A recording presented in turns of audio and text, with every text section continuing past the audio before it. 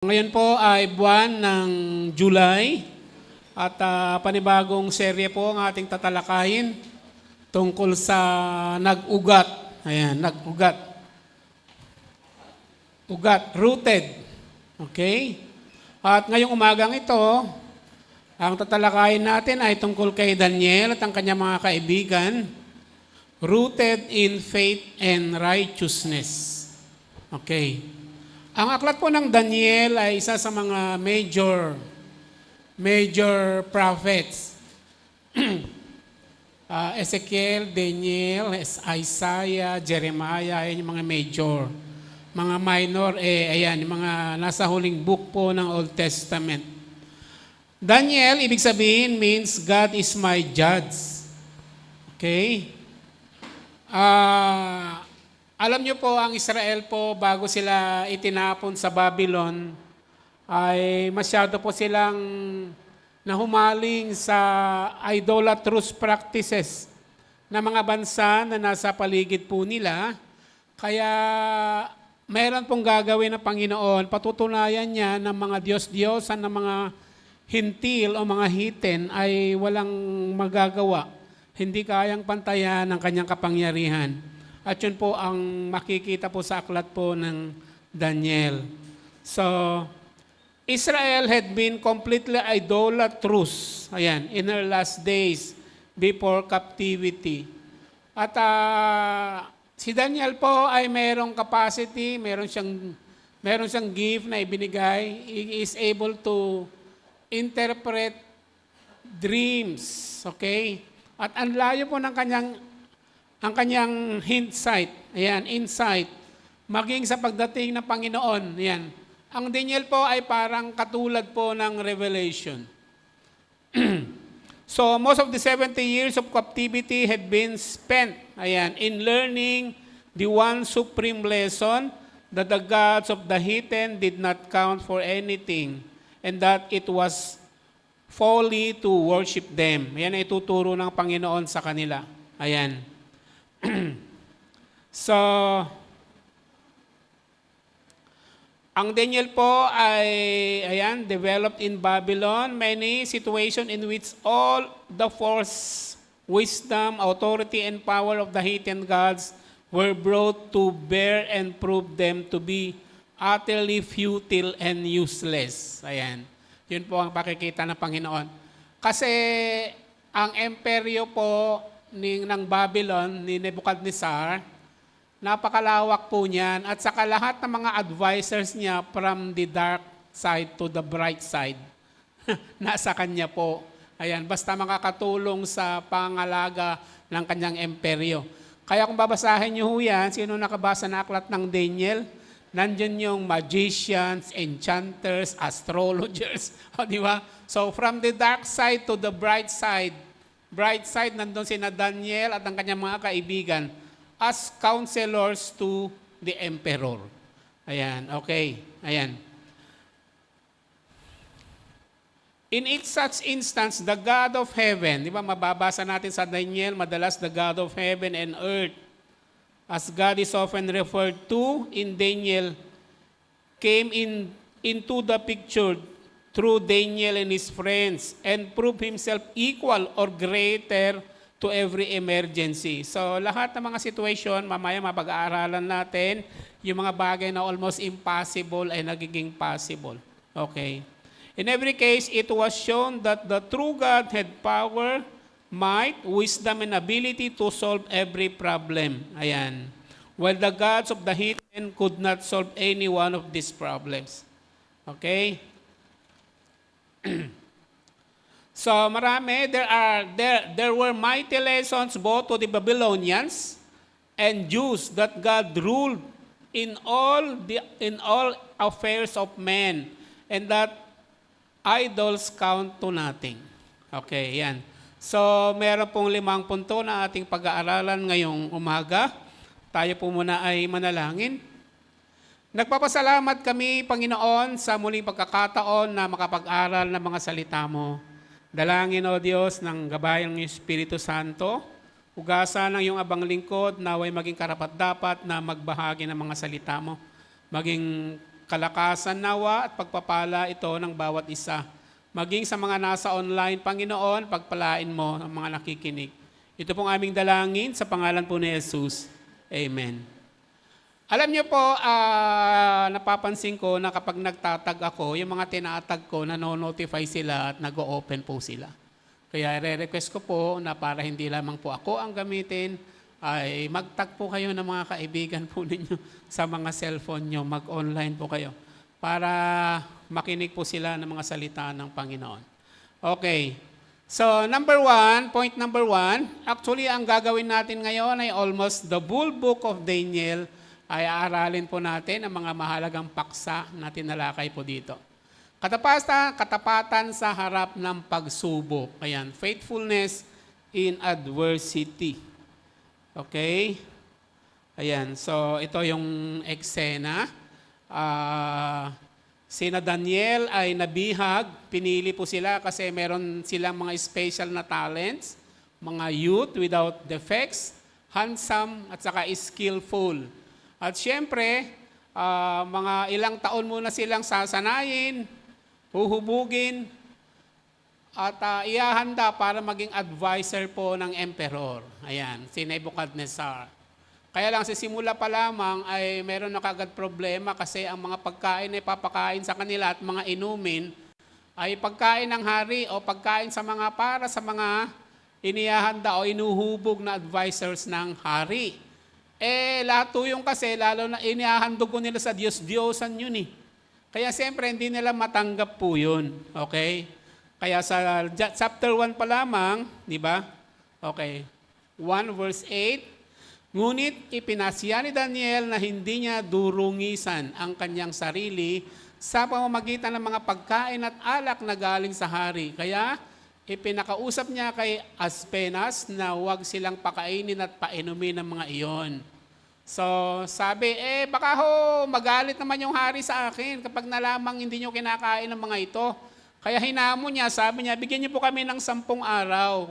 Wala kayo papakain sa amin, kundi mga gulay, o mga kabataan makinig kayo, at tubig lang. Ayan. Okay? So, next verse. Ayan. Subukin nyo kami sa loob ng 10 araw, gulay lang at tubig ang ibigay niyo sa amin. Pagkatapos ihambing ninyo kami sa mga kasing edad namin na pinakain ninyo ng pagkain bigay ng hari at gawin niyo sa amin ang nararapat. Okay, after 10 days, ano po ang nangyari? Mas malulusog, mas masasigla, mas matatalino. Di ba? Ayan, hello, nakakapagpatalino pala ang gulay. Di ba? Sabi ng isang kabataan, ay ano pong ulam natin? Gulay anak, pampahaba ng buhay. Kinaumagahan, anay, anong pagkain natin? Gulay anak, pampahaba ng buhay. Kinaumagahan, ano pagkain natin, nay?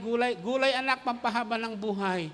Sabi ng bata, nay, baka hindi na tayo mamamatay. Kasi, puro ang pahaba ng buhay. Kasi, mamamatay ka rin. Meron naman, kaya lang hahaba talaga yung buhay po ninyo. Ayan, mga kabataan, ha? Okay. So, si Daniel at ang mga kaibigan ay dinala bilang bihag sa Babylonia. Yan. Pinili sila upang maglingkod sa korte ng hari dahil sa aking talino at potensyal. Sa kabila ng pagiging nasa banyagang lupain na may ibang kaugalian at relihiyosong pagsasanay, nanatili silang tapat sa kanilang pananampalatayang Hudyo. Ayan. Pinili Daniel ng kanyang mga kaibigan na igalang ang Diyos sa humagitan ng pagsunod sa mga batas at pagkain. Marami sila kasing mga batas yan, di ba? Ayan. Alam nyo, nung nilikha ang Panginoon ng mundo, mga sina Adan at Eva, ang binigay niyang pagkain, prutas at gulay. Di ba? At alam nyo ba na ang mga hayop na carnivorous, yung kumakain ng kapwa hayop, mababangis. Kasi kailangan muna silang pumatay bago makakain, di ba? At yung mga hayop na ang pagkain ay vegetarian, mababait. Ayan, tignan mo nga yung katabi mo, vegetarian ba yan o carnivores? Pag kumakain ng karne yan, ingat-ingat ka. Hello, joke lang. Ayan, tama ba?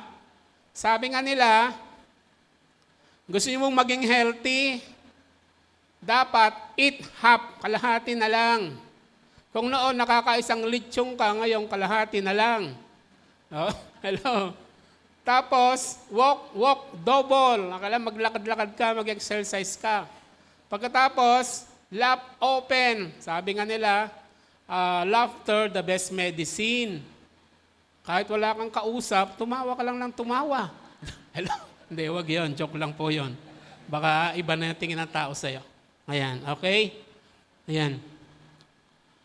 So, pinili ni Daniel ang kanyang mga kaibigan na igalang. Okay, meron silang conviction. Ayan, ayan. At alam nyo ba, dahil sa conviction na yon, makinig po kayo, God will honor those who honor Him. Pag ino-honor natin ang Panginoon, i-honor din niya tayo. Pagtataas natin ang Panginoon, itataas din niya tayo. Pagkatapos ng sinubok ng hari sa question, siguro may mga question na pag-alaman na, ay, ang tatalino ng mga kabataang ito, 10 times. O, di ba? O, mga kabataan, gusto nyo tumalino? Hindi puro hotdog ang ulam nyo. Mga processed food, ha? Gulay, prutas. At saka hindi puro cook, ting kakain, nasisinok, cook. Cook, nasisinok. Okay? Prutas. Prutas, gulay, tubig. Ayan. Tipid na, malusog ka pa. O, di ba? Okay? But one must not do the right thing merely for reward. Hindi yung reward lang. But because it is the right. Ayan, yung tama.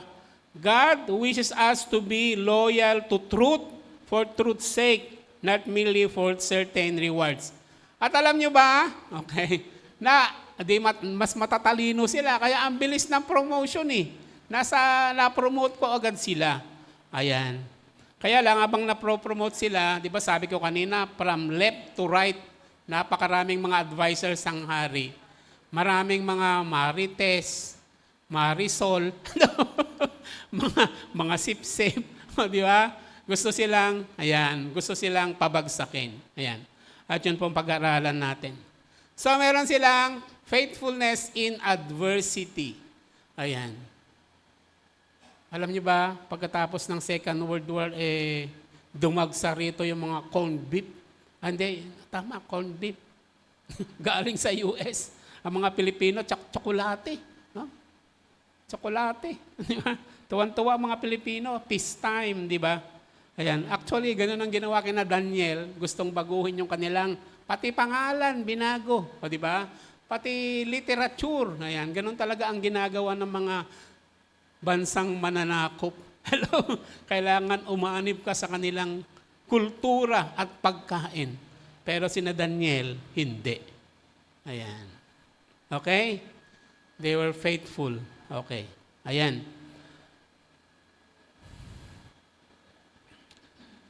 So God prospered Daniel and his friends. Yan. Just as God prospered Daniel and his friends, so He gives grace and wisdom to those who stand up for Him. Amen? God will honor those who will honor Him. Pag pararangalan natin ng Panginoon, pararangalan din tayo ng Panginoon. Pag tinatalikuran natin ng Panginoon, okay, sabi niya, okay, pinili mo yan okay, bahala ka. Ayan. Okay? So, ayan, medyo mabilis lang to. Number 2. Ayan, point number 2. Alam nyo, ito po yung kailangan natin. Katuwiran sa pamumuno. Basahin nga natin yung verse. Talon-talon po tayo. Verse, Daniel 6, 4-5. Ayan. Kaya, ito, panahon na ni Alam nyo, pagkatapos kasi ng Babylonian Empire, sinakop sila ng Medo-Persian Empire. Ayan. At ilang emperors ang pinaglingkuran ni Daniel, Nebuchadnezzar, yung anak niya si Belteshazzar, pagkatapos si Darius, si Cyrus. Ayan. So, Babylonian Empire, ito, Medo-Persian Empire. Chapter 6, Medo-Persian Empire na po yan. Sabi ko nga, maraming mga sip-sip, maraming mga sulsol, gustong ibagsak si Daniel. Okay.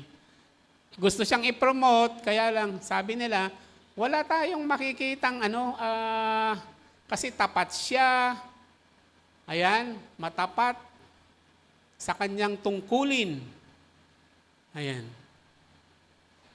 Dati may naririnig ako kapag Christian ka daw, wag ka daw babasok sa politika kasi magulo. Ayan. Alam nyo, kailangan natin ng mga Kristiyano na pumasok sa politika para ayusin ang sistema, di ba? Kapag mag-i-stand up ka, nasa politics ka, di ba? Di pagpapalain ng Panginoon, pinagpala ang bayan na ang Diyos ang siyang Panginoon. Di ba? Nasa pera po natin yan. Ayan. Bakit si Jose, di ba? Nasa politics. Bakit si David? Nasa politics. Si Solomon, nasa politics. Si Daniel at ang kanyang mga kaibigan, di ba politics yan?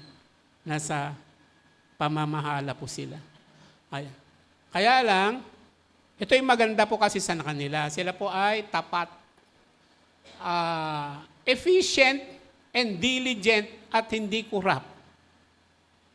Ayan, mahirap yun Iilan lang yon. Okay, basahin natin yung text. Righteousness in leadership. Kaya ang dalawang kasama niyang tagapamahala at ang mga pinuno ng mga rehiyon ay humanap ng maibibintang kay Daniel upang huwag matuloy ang magandang balak ng hari para sa kanya. Ngunit wala silang makitang dahilan sapagkat laging matapat si Daniel sa kanyang tungkulin. Okay, kaya sinabi nila, wala tayong maibibintang sa kanya maliban sa mga bagay na may kinalaman sa kautusan ng kanyang Diyos. Ayan. So, ang galing ang ganda ng kanyang patutuo. Okay. Alam nyo, may mga ilang katauhan sa Bible na almost faultless. Pagbabasahin niyo po yung kanilang kasaysayan.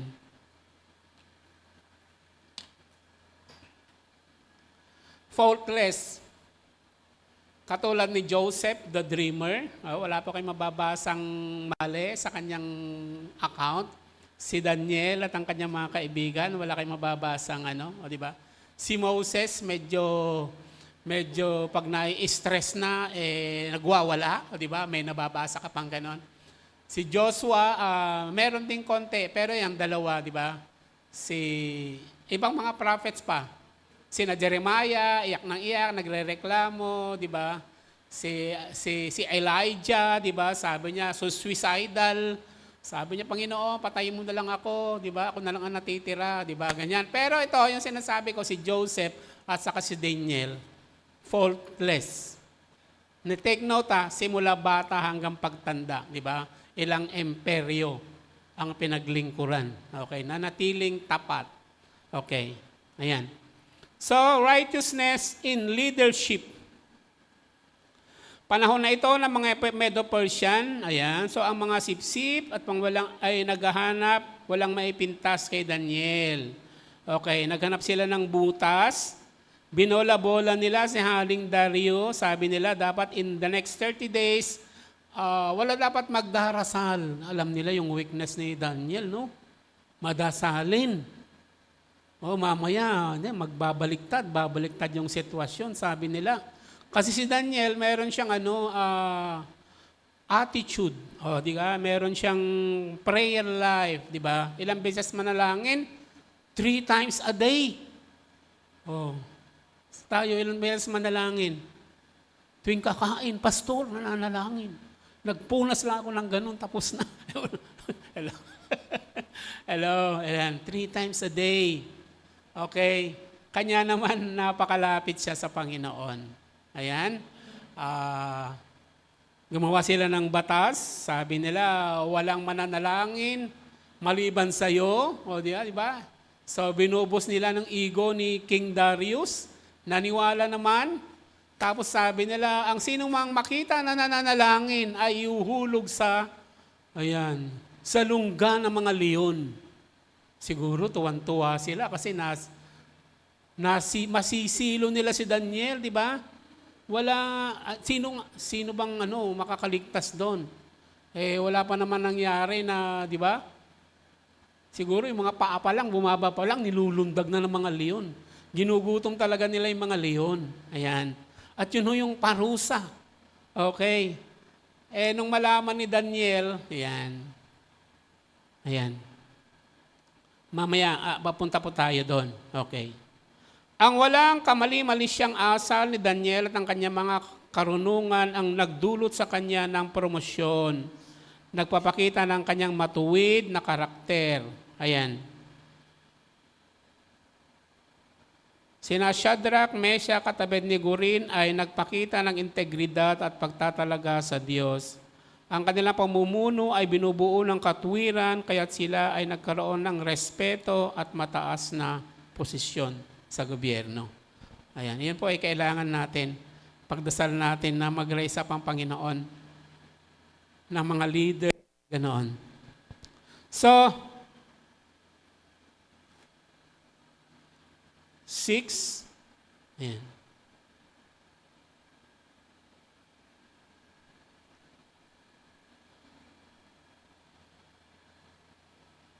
Ay, Daniel chapter 6, basahin nga natin yan.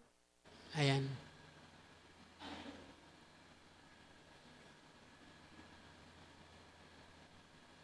So tama, yan yung iuhulog sa lungga ng mga leon. Okay. Ayan. Actually, hindi lamang si Daniel, ang sumulat ka sa rito si Daniel, pero yung mga kababalagan at ang mga himala, hindi lang nakafocus sa kanya, pati yung mga kaibigan niya. Okay. So, maging yung mga kaibigan niya, di ba, merong instance na si Nebuchadnezzar ay nagpagawa ng rebulto. Pagkatapos, pag narinig daw yung mga tunog na sari-sari, lahat ng mga tao ay sasamba sa rebulto. Pero yung mga tatlo niyang kaibigan ay nakatindig, hindi sumasamba. Okay. So, merong courage, stories of courage, not compromising personal safety or advantage. Okay? Ayan. So, the book of Daniel is a book of heroic courage. Ayan. Refusing to bow or refusing to give in to evil. Okay? Ayan. Binigyan sila ng second chance ng king. Kung yuyuko kayo, sasamba kayo, hindi ko na itutuloy. Okay? Kasi sila ay malilitsyon. Sila ay ipapasok sa pugon. Okay? Kaya lang ang sabi po nila, whether iligtas po kami ng Diyos namin o hindi, ay nais nung ipapatid po namin sa inyo, mahal na hari, na hindi po kami sasamba. Ayan. So, matindi talaga yung kanilang mga conviction. And take note, during that time, hindi lamang sila yung Hudyo na nandun. Siyempre marami. Siyempre marami yung nagbow. Hello. Pero sila kasi yung uncompromising kanilang mga prinsipyo. Ayan. Mamaya, makikita natin ano ang nangyayari doon sa deliverance na yon. So, righteousness in leadership. Okay. Siguro, yung iba, di ba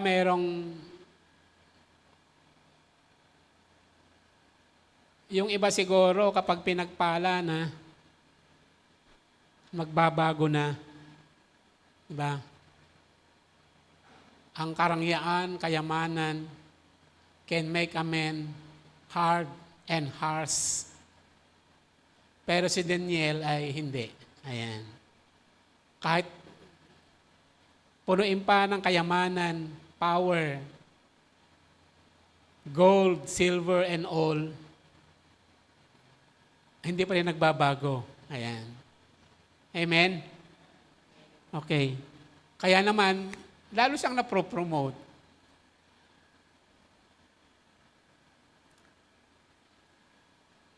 Point number 3, mabilis po tayo. Kapangyarihan ng panalangin. The power of prayer. Okay. So, si Daniel at ang kanyang mga kaibigan are prayerful. Sila ay mapanalanginin. Ayan. Sabi nga, 3 times a day. Okay. Meron siyang habit, meron siyang pattern ng pananalangin. The power of prayer. At dito po siya kumukuha ng kanyang kalakasan. Basahin po natin yung text. Ito po ay Daniel chapter 2. Ito po yung yung merong panaginip si Nebuchadnezzar na hindi niya alam kung ano na panaginipan niya. Pagkatapos tinawag niya lahat ang kanyang mga advisors, magicians, enchanters, astrologers. Okay. At sinabi niya na sabihin niyo yung panaginip ko pagkatapos i-interpret niyo. Ha? Parang ang hirap naman nun. Sabi nila, yung mga advisors niya, sabihin niyo po yung panaginip niyo, mahal na hari, at i-interpret po namin sa inyo. Sabi niya, hindi, kailangan sabihin niyo yung panaginip ko pagkatapos interpret niyo. Sabi nila, wala pong matalinong tao na makakagawa nun. Di ba?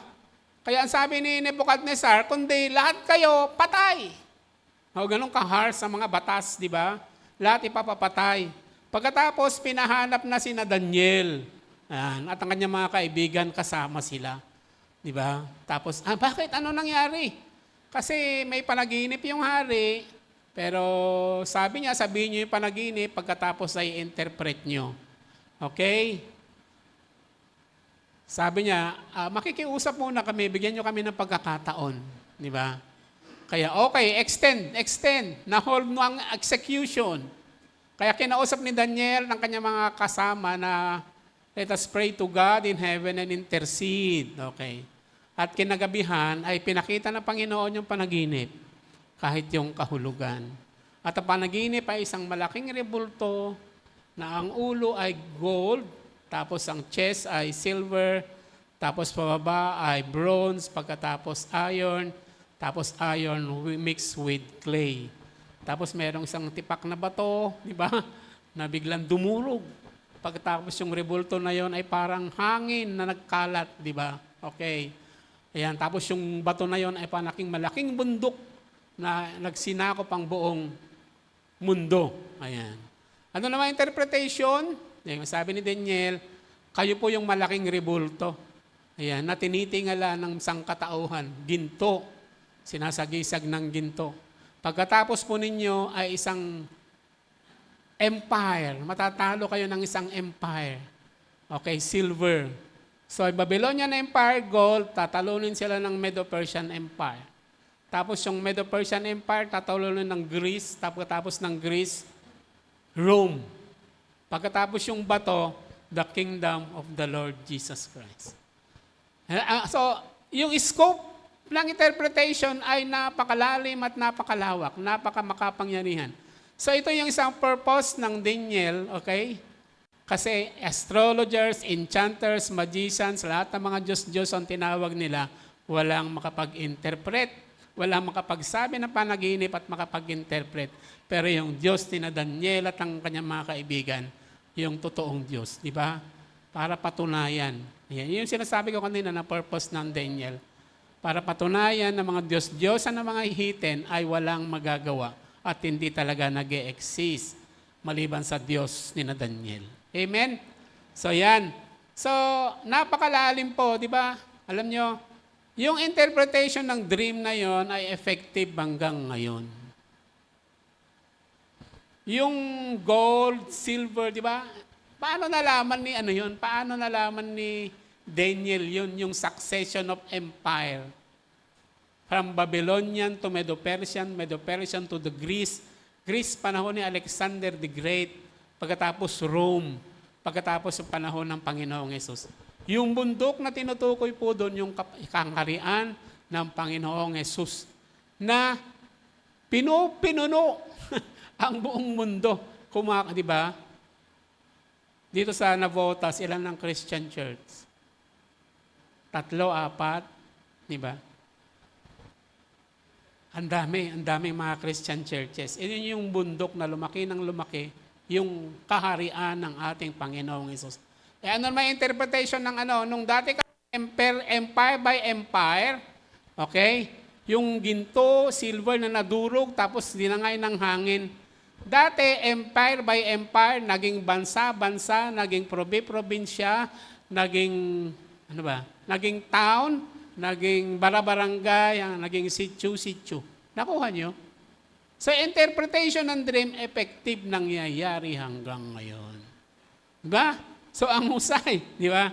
So, pagkatapos nun, ayan, kapangyarihan ng panalangin.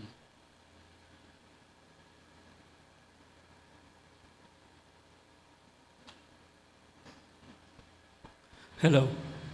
Okay pa naman. Hello. Ayan. So, kapangyarihan ng panalangin. So, nang harapin ang utos ng hari, hindi niya binago ang kanyang tiwala sa Diyos. Ayan, sabi niya, hindi po dahil ako ang marunong, kundi meron pong Diyos na nagre-reveal. Okay. Ayan. So God was using the king as a medium through which to work in order to accomplish His purposes with His people and also to give the world His message of salvation. Ayan. Yung kaharian ng Panginoong Jesus. Nadudurog sa lahat ng empire, pagkatapos lalaki at pupuno sa buong daigdig. At yun po ang nagaganap hanggang ngayon. Amen. So napakalalim yung scope, napakalawak yung scope ng interpretation ni Daniel. Ayan. So, bakit hindi na lamang itinago ni Daniel yung interpretation? Di pag itinago niya, papatayin silang lahat. Okay? Ayan. At ang daming hindi mabless. So, had Daniel kept the meaning, the Babylonian Empire would have had no revelation of the greatness and majesty of God. The truth about God, ayan, was spread about over the whole realm. How important it was that Daniel should be in such close touch with God, that God could use him in such a way. So, ayan, napakahalaga. Kaya nga, Daniel rooted in faith and righteousness. Gusto nyo bang maging katulad ni Daniel? Kahit kalahati lang. O, di ba? Di na buo kasi mahirap eh. Kalahati lang. Okay. Ayan. Rooted. Sila po ay nakatanim, di ba? Mabuti na lang nung pinagpapatay ng mga Babylonian, sinakop ang Israel, ang Judah, ay hindi sila napatay. Kasi mga prinsipe sila eh. Mga prinsipe. Ayan. Ayan. Okay. Isa pa po na purpose po ng Daniel, kahit sa kadiliman, ang Diyos ay naglagay ng tanglaw. Di ba? Para i-encourage po sila. Ay, akala natin nilimot na tayo ng Panginoon. Pero hindi po. Kahit sa gitna ng mga karanasan na mahihirap, mga problemang mabibigat, ang Diyos ay nag-iiwan ng tanglaw. Nakuha niyo po. Meron pa ring hope. So, huwag niyo sasabihin, ay, wala nang pag-asa. Ayan. Hanggat buhay po tayo, may pag-asa. Hanggat nandyan po ang Panginoon, may pag-asa. Amen po? Ayan. Yun po ang purpose po ng Daniel, para i-encourage sila. Kasi 70 years. 70 years daw silang nandun sa Babylon. Tapos yung bayan po nila ay tiwang-wang na iwan. Di ba? So alam nyo, kailan ang fulfillment noon? Nung panahon ni na Ezra, Zerubbabel, Nehemiah, 70 years na yon, nagbalikan na po sila. O di ba? Hindi po napapako. Hindi po nawawala yung pangako po ng Panginoon. Hindi niya po nakakalimutan. Bakit po sila dinisiplina? Ayan. Pasaway kasi sila. Pasaway po kasi sila. Di ba? Noong panahon ni Jeremiah, di ba? Kahit sa panahon ng pagsaway, ang Diyos ay laging nag-iiwan ng mensahero. Maraming mensahero na nagpapaalala. Na lumalayo sila at habang nagpapaalala, hindi naman sila nakikinig. O, di ba? Kaya binigyan sila ng 70 years. Ayan. Panahon ni Ezra, Nehemiah, yun ang tinatawag na the second Exodus. Yung first Exodus, naganap nung panahon ni Moises from Egypt. Ito yung second Exodus, nung muli silang ibalik. Yung 12 tribes, ayan, ang namumutawi doon, Judah na lang. Actually, dalawa yon pero halos mamatay-mata, Judah and Benjamin. Yung 12 tribes, halos isa na lang yung naiwan. Ay, bakit ganon? Kagabi habang inaaral ko to, sabi ko, bakit nga ganon, Panginoon? Bakit ang namumutawi, ang namamayaning mga bansa, Babylonian, Medo-Persian, samantalang yung bayan mo na anliit-liit, parang naapi, di ba? Parang halos mabura sa mapa, di ba? Bakit hanggang ngayon?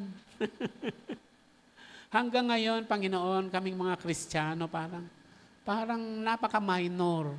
Hello, di ba? Parang napakaliit ang aming bilang, di ba?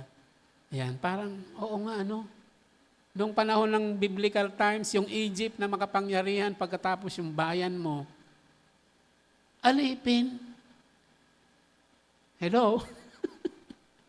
Di ba? Pero mayroon naman siyang pangako actually, pupunta sila sa promised land. Kaya lang, bago po sila nakarating, ang tagal. At ang daming hirap na pinagdaanan. Hello? Sabi ko, Panginoon, ganun ba talaga ang kaharian mo? Ganun ba talaga ang pagtungo sa kaharian mo? Kahit sa aming kapanahunan. Hello? Marami nakakakilala pero nasan na sila?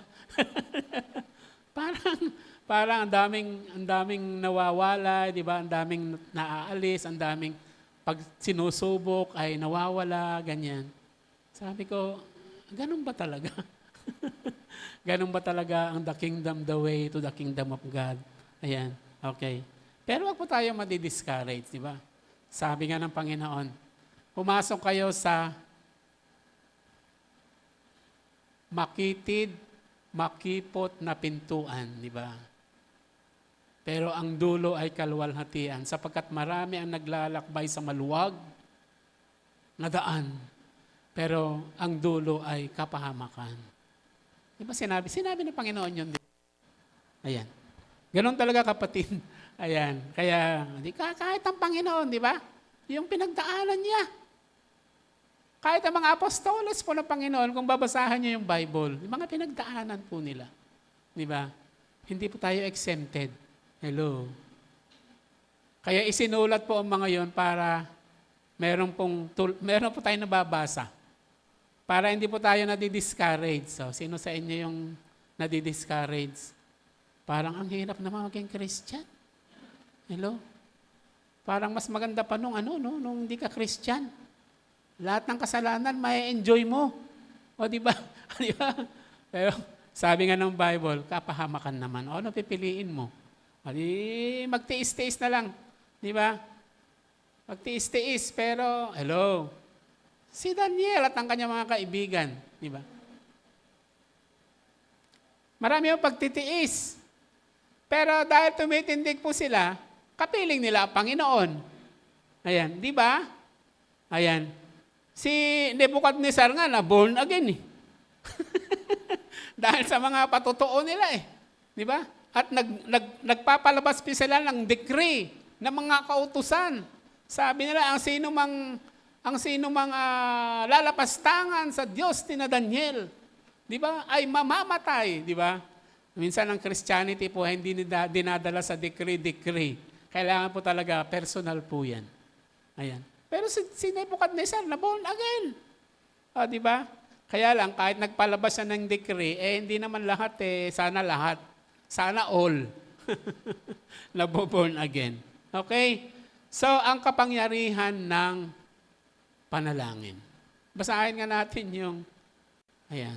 yung mga text. Matapos ang pahayag, umuwi si Daniel at sinabi, sinabi na natin yan kanina. Next. Yan. Hinil sama-sama silang manalangin sa Diyos ng kalangitan tungkol sa hiwaga upang hindi sila patayin kasama ng matatalinong tagapayo ng Babylon. Next. So yun yung eksena tungkol sa rebulto. Okay, next. Okay, next. Ito naman yung isang eksena pa uli. Hindi natatapos, Parang kumikilos sa Panginoon sa buhay ni Daniel at ang kanyang mga kaibigan, pero kumikilos din ng kaaway. Hindi matapos-tapos.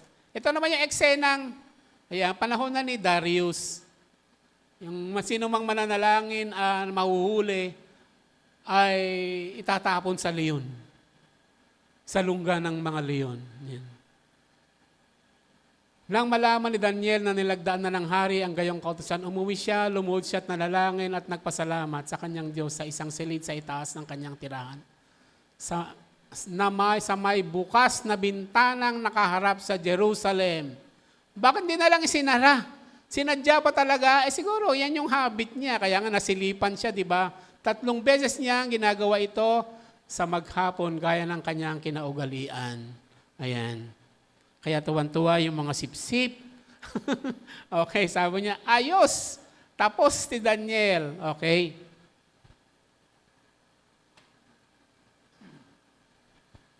Alam niyo yung malaman ni King Darius, sabi niya, parang nilinlang ako. Kasi nilinlang siya ng mga sipsip kasi naiinggit. Ayan, naiinggit sa kanya. Kaya walang magawa. Alam niyo, ang batas ng hari ay hindi pwedeng baliin. Lalo yung mga Persians. Kapag may seal, pinirmahan ng king at seal, law na po yan. Hindi mababali. Si King Darius ay gusto siyang isave, pero wala siyang magawa. Kaya inihulog talaga si Daniel sa lungga ng mga leon na gutom. Mabuti na lang, nung gabing yon, nag-fasting ang mga leon. Oh, may fasting po sila.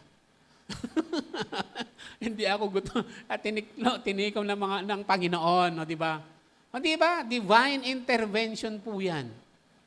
Okay? Sila po ay nag-fasting. Ayan.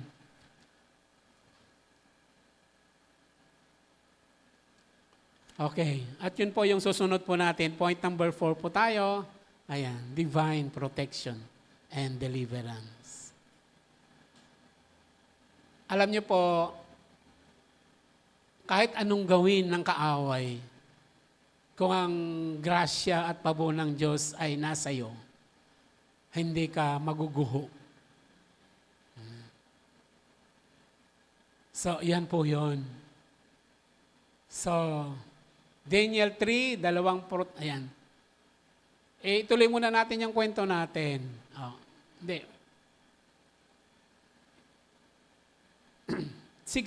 yung 6:22, ipakita mo yung 6:22. Yung sa ano muna. Ayan. Hindi makatulog si Darius kasi nag-aalala siya kay Daniel. Ayan. Kahit sa yung hari, no, biro mo, hindi mo mababali yung sariling batas mo. Kinaumagahan, di mo siguro lumalabas pa lang yung araw, punta na siya sa lungga ng mga leon. Ayan. Sabi niya, Daniel, buhay ka pa ba? Maya-maya, opo, sumagot! May sumagot. Ayapan. Wala pong nangyari sa akin sapagkat ang bibig ng mga leon ay pinatikom ng mga anghel. Ayan, na isinugo ng aking Diyos. Ginawa po niya ito sapagkat alam niyang wala akong kasalanan ni nagawang masama laban sa inyo. O, di ba? So, lahat ng mga sipsip at silo naiinggit. Ayan, akala nila humahalakak na sila. Sapagkat sabi nila, wala nang natira kay Daniel kundi mga buto. Siguro pati buto, niluray-luray na ng mga leon. Pero buhay. O, di ba? Ayan. Ano sumunod na kabanata? Pagkatapos maiyaon si Daniel, lahat ng mga sipsip, kasama yung mga anak, pati asawa. O yun ang inihulog sa lungga ng mga leon. O dami sigurong nasa, kanina nagfa-fasting, ngayon feasting po sila. Ang mga leon, busog-busog po sila. Ayan. O di ba? May mga kuting kami pagkatapos kumain. Sabi ko, nagtututbrush na mga yan. Kasi yung mga kukukulo na, ginaganon-ganon na, nililinis nila. Sabi ko, busog na mga yan, nagtututbrush na. Siguro yung mga leong yan, nagtututbrush na. Pagkatapos kainin yung mga sip-sip. O, di ba? Okay. So, siguro ang ganda kasi, ikaw si Darius, biro mo, naligtas ka. Di ba? Noon, nabalitaan mo yung kanyang mga, aralin din natin yung kanyang mga kasama. Mula sa pugon, di ba? Naligtas din, di ba? Tapos ngayon, kaya sabi nila, makapangyarihan talaga ang Diyos ninyo. O, di ba? Yan ang purpose ng aklat ng Daniel. Para patunayan na merong isang Diyos na dakila at makapangyarihan. Ayan. Amen? Papalakpakan nga natin ang Panginoon. Ayan. Alam nyo, yung inaaral natin na yan, siya pa naman ang Diyos natin hanggang ngayon. Amen ba? Kaya nalulungkot ka ba? Hindi ka pa naman ipinapasok sa lungga ng mga leon, di ba? Di ba? Problema pa lang yan, wala ka lang pera. Hello? Huwag ka pera ka rin, huwag kang mag-alala. Ayan. Ayan, di ba? Hindi ka pa naman ipinasok sa lungga ng leon. Okay. Sila, extreme na yung kanilang mga experience. Pero tumitindag pa naman sila. Ayan. Okay. So, naligtas. Saan nangyari? Pisting yung mga leon. O, balik tayo sa chapter 3, yung mga kaibigan naman niya. Balikan mo. Ayan. Ito naman yung eksena na, ayan, yung sasamba sila sa Diyos-Diyosan, pero ayaw yung tatlong Siguro ng panahon na yan, wala si Daniel sa eksena, siguro nasa misyon. Ayan. So, sabi ni Nebuchadnezzar, panahon ni Nebuchadnezzar to, sabi, yumuko kayo. Bigyan ko pa kayo ng pagkakataong yumuko. Ayan. Pero sabi nila, mahal na hari, iligtas man kami o hindi, hindi kami sasamba sa Diyos. Hello. O, di ba? Yun yung courage. Yun yung paninindigan. Hello.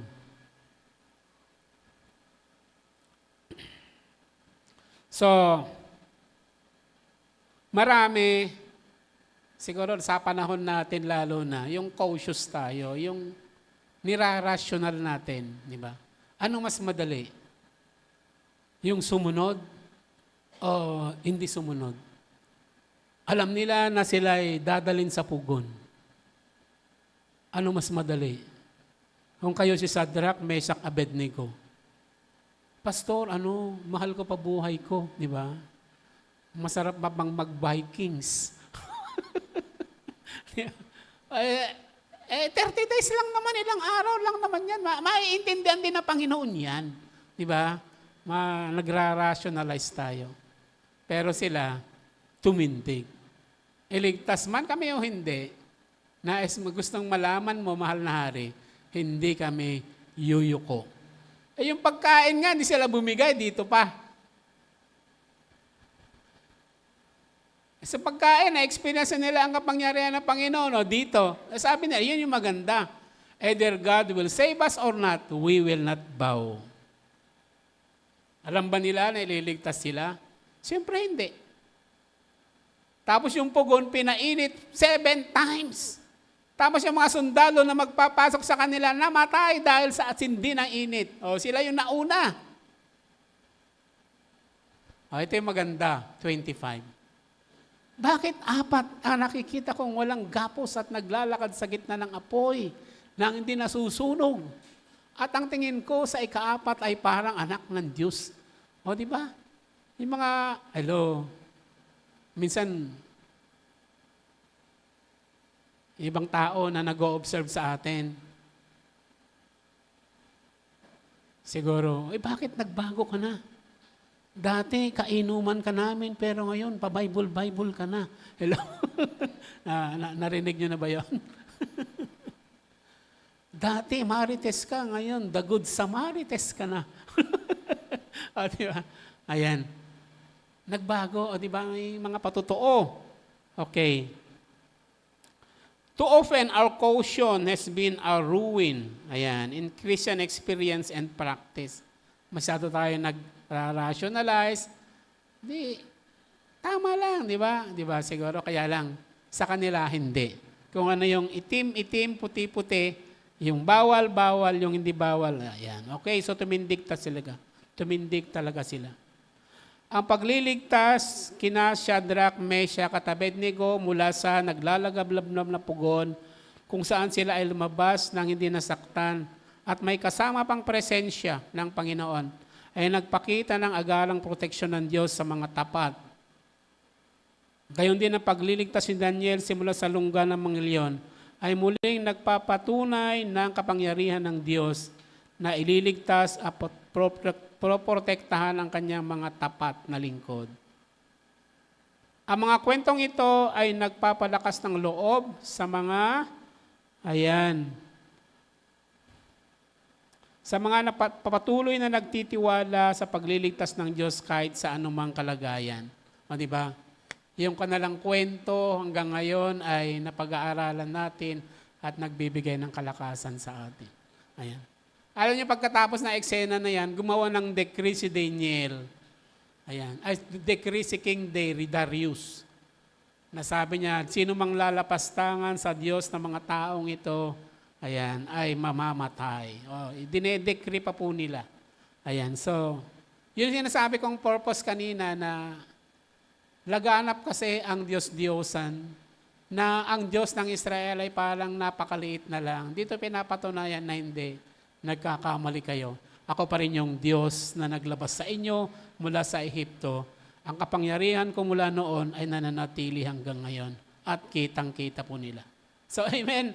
So, ayan. Yan po yung purpose ng Daniel. Divine protection and deliverance.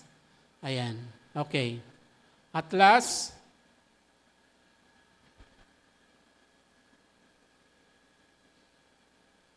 parang may motor na tumatakbo. Motor ba yun?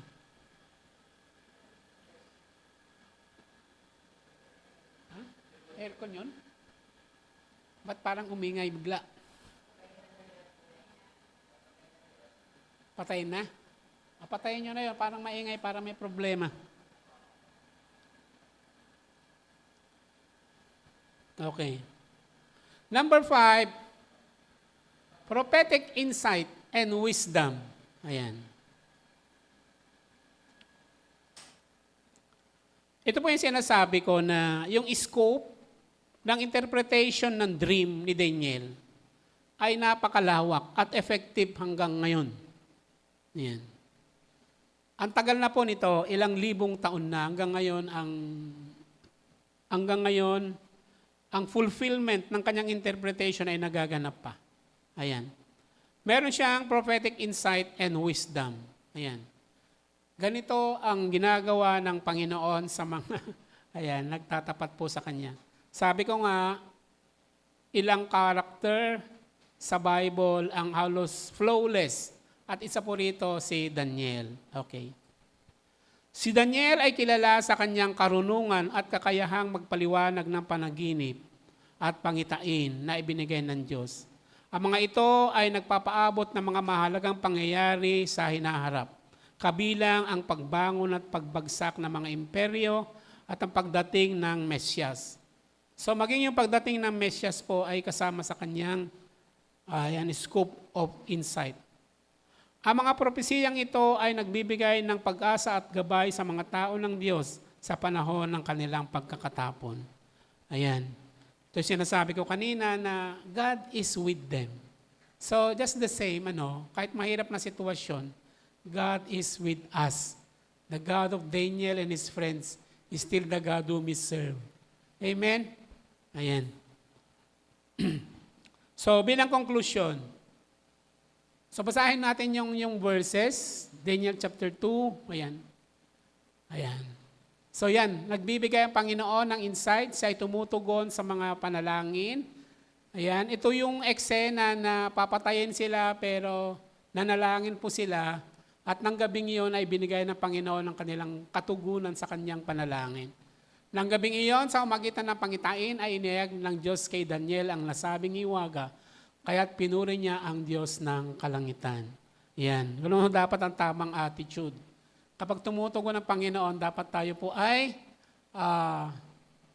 mapagpasalamat. Ayan. Ang sabi ni Daniel, purihin magpakailanman ang pangalan ng Diyos sapagkat siya ay marunong at makapangyarihang lubos. Okay. Amen. So next, yung isa pa.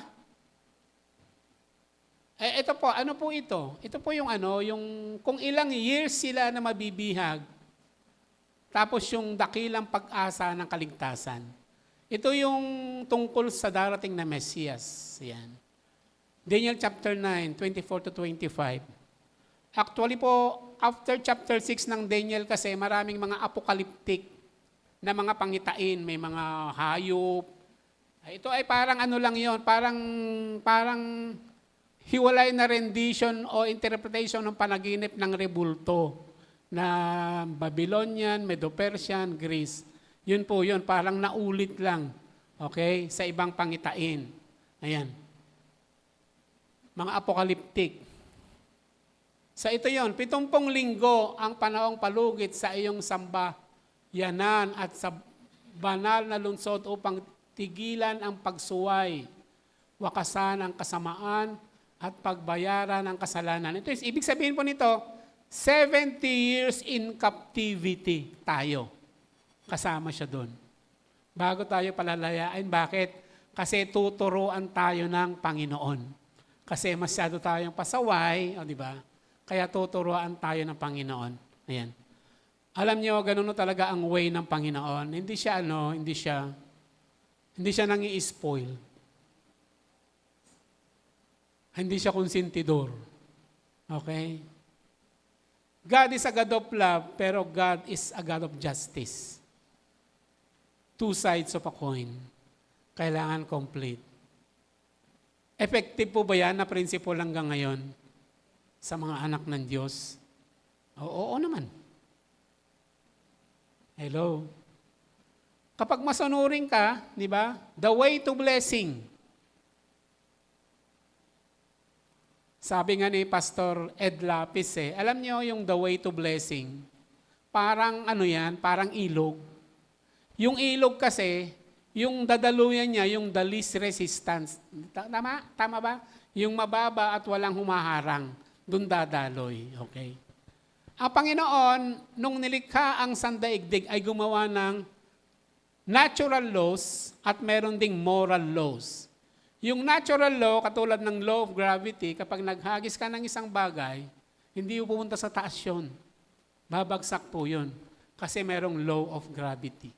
Yung moral law naman, gagawa ka ng isang bagay na masama. Anima? May asawa ka na, pero, hello, may kabit ka pa. May number 1, may number 2, may number 3. Moral law. Lalasapin mo yung bunga nun. Moral law. Kahit sekreto pa. Nakuha nyo? Kasi batas yun Diba? Pastor, ako lang ang nakakaalam. Ha? Ano may sabi sa'yo? Oo, bari ikaw lang at yung mo. Diba? Pero merong moral law. Ayan. Ano ang consequence? Bahala na Panginoon sa'yo. Moral law, gumawa ka ng tama, gusto mo the way, may mga daan na pag nandun ka at dumaan, daan ng pagpapala, pagpapalain ka. Pero kung nandun ka sa kabila, di ba, sabihin mo, Pastor, bakit ganito yung buhay ko? Baka may binabalik ang batas ng Panginoon, tama ba? Bakit? Panay.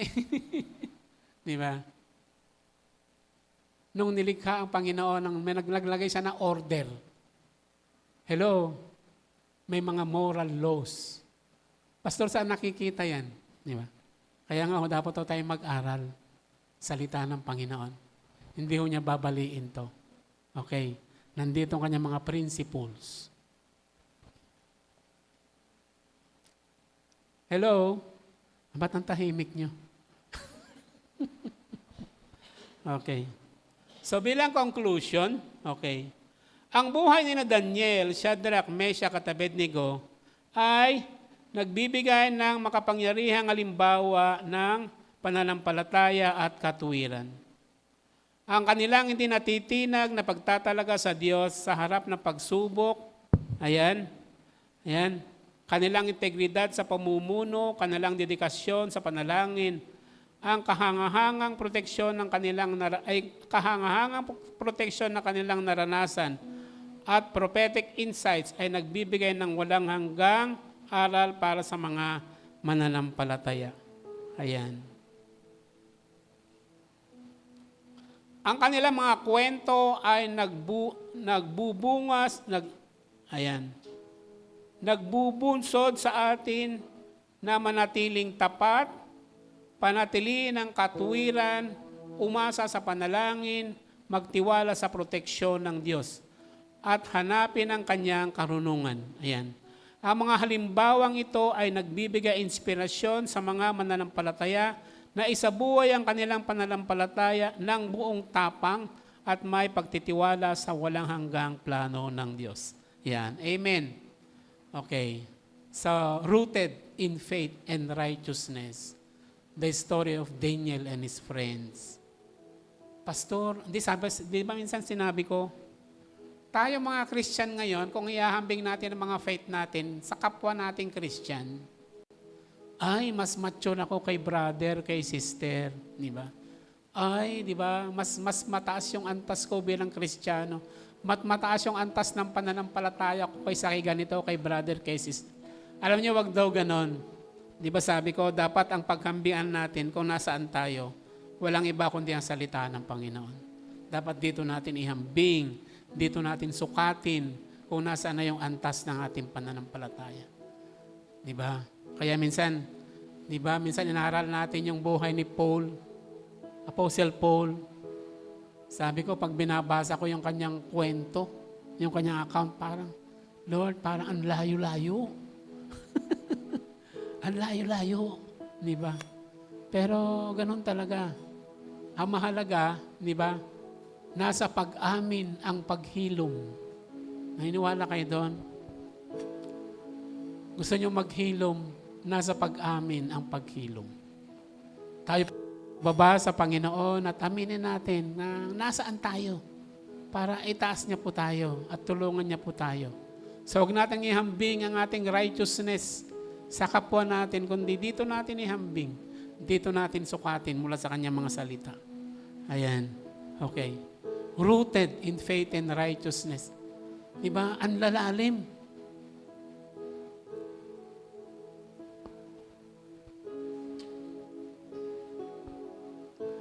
Ang tatayog ng kanilang karanasan. Kanya naman hanggang ngayon ay ating pinakikinabangan, di ba? Pero pastor, parang mga super spiritual sila, di ba? Hindi. Tao lang din po sila. Kaya lang, sa panahon talaga ng kagipitan, tumitindig po sila. Kanya naman, dahil sa ginagawa nila, kasama nila ang Panginoon, di ba? Hindi po sila hindi sila super spiritual. Tao lang din po sila katulad po natin. May mga kahinaan, may mga kalakasan, ayan. Pero ito po yung maganda yung Diyos po na kanila sinamba, yun din po ang Diyos na ating sinasamba at sinasampalatayanan hanggang ngayon. Ang kanyang kapamaraanan, kapangyarihan noon, nananatili ang kanyang kapamaraanan at kapangyarihan hanggang ngayon. Ayan. Meron pong verse sa Chronicles na, ang Espiritu ng Diyos ay gumagala hanggang ngayon at naghahanap ng babae at lalaki na handa niyang palakasin dahil loyal sa Kanya. Nasa Chronicles po yun. Hanggang ngayon. So kilala ng Diyos bawat sa atin, ang Espiritu niya ay gumagala at handa niyang tulungan at palakasin ang sinumang loyal sa Kanya. Ayan, di ba? So kitang-kita niya, sina Daniel. Ayan. So kilala po tayo ng Panginoon, bawat isa po sa atin. Nawa po ay magsilbing encouragement ang mensaheng ito para po palalimin po natin ang ugat po natin. Meron pong isang mga ngaralan nagsabi na Christianity raw ngayon, sa ngayon, ay isang one mile wide, napakalawak, napakarami. Pero 1 inch deep, napakababaw. Ang Christianity noon, 1 mile deep, pero 1 inch wide. Hello. Maganda sana kung 1 mile wide, pero 1 mile deep din. Hello? Ayan. Di ang galing. Malawak na, malalim pa. Yun po ang ating ipanalangin. Tayo po yung manalangin. Panginoon, maraming salamat sa mga salita mo. Maraming salamat sa mga karanasan at patotoo ng aming mga kapatid kung paano sila nag-ugat sa pananampalataya at ipinamuhay, Panginoon, ang kanilang pananampalataya. Kanya naman, Panginoon, kahit sa mga mahihirap at mabibigat na pagsubok, Panginoon, ay dinaanan po nila hanggang ngayon, Panginoon, ay maraming na-encourage, Panginoon, mula sa kanilang mga patutuo at pananampalataya. Lord, tulungan mo kami na maging kagaya nila, Panginoon, na hindi kami dagli-dagling sumusuko, Panginoon. Hindi nira-rationalize ang lahat ng bagay for the sake of our safety. Pero Panginoon, kami maglumalim sa pananampalataya, pakikipagkilala sa iyo at tumindig, Panginoon, katulad nila sa panahon ng kagipitan at pangangailangan. Panginoon, at alam namin na pag tumindig kami para sa iyo ay ititindig mo rin kami, Panginoon, at ipropromote pa. Salamat sa mga salita mo, Panginoon, naway maging kalakasan at pagpapala sa bawat isa na nakinig. Salamat sa pangalan po ni Jesus, ito pong aming dalangin. Amen at amen. Palakpakan po natin ang ating Panginoon.